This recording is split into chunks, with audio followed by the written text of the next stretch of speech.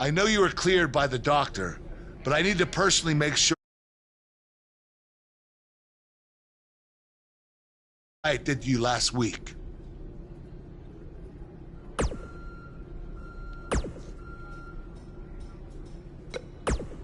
Hey.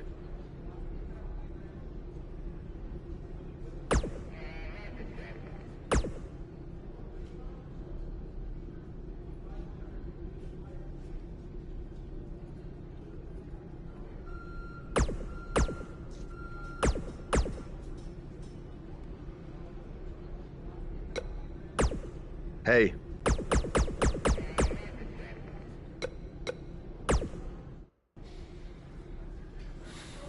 Hey, you probably don't want to talk about it right now, but I'm sorry about what Bray did to your van. I know it meant a lot to you. Thanks. I appreciate you saying that. Wait. Were you gonna hug me because that's your thing, or because you're worried about what might happen tonight? More the second one. I'll be fine. The only person anyone should be worried about is Bray Wyatt.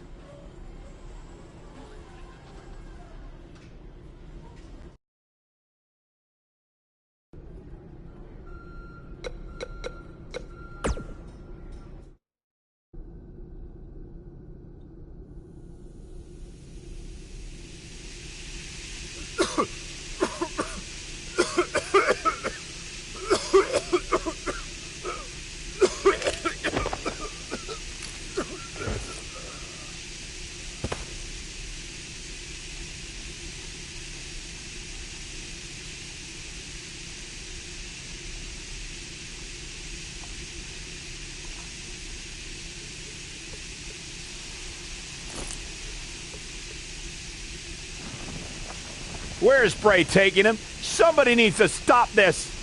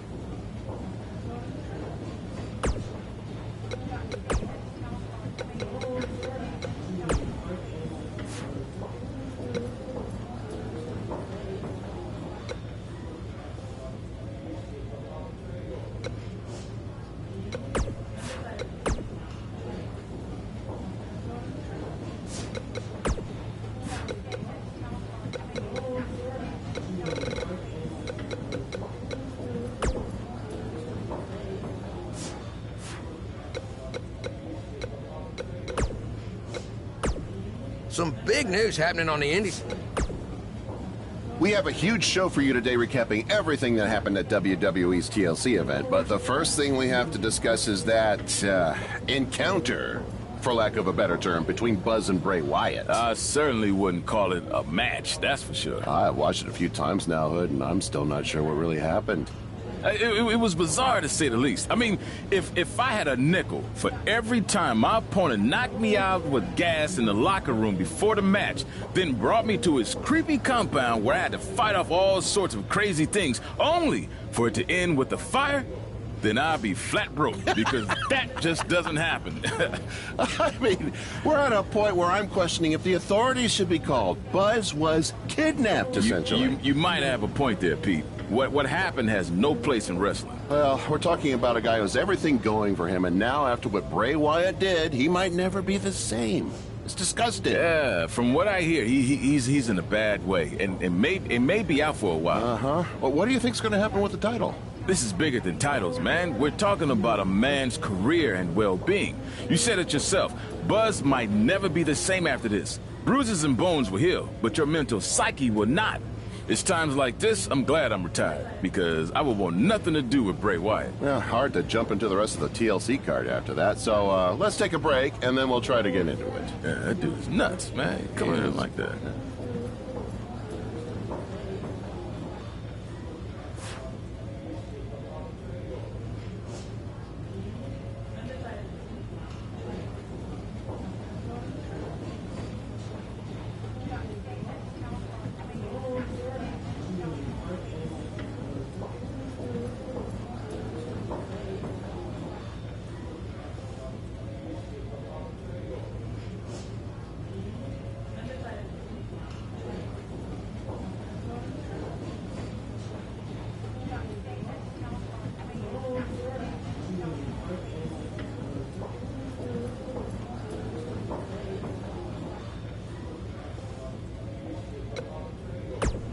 Some big news happening on the indie scene involving the BCW and Baron Blade, and unfortunately, once again, it's not anything positive.